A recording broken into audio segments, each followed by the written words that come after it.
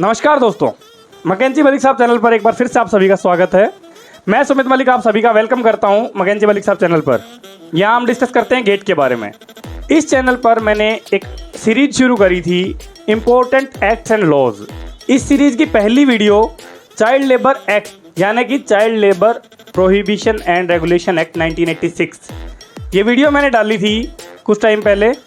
जिस किसी ने वो वीडियो देख ली है बहुत अच्छी बात है, जिस किसी ने नहीं देखी है तो ऊपर आई बटन में आपको लिंक मिल रहा होगा इस वीडियो का, आप वहां जाके उस वीडियो को ज़रूर देखें। इसकी नई वीडियो फैक्ट्री एक्ट 1948 यानी कि कारखाना अधिनियम 1948, इस पर जल्दी ही वीडियो आने वाली है, तो चैनल के साथ जुड़े रहें।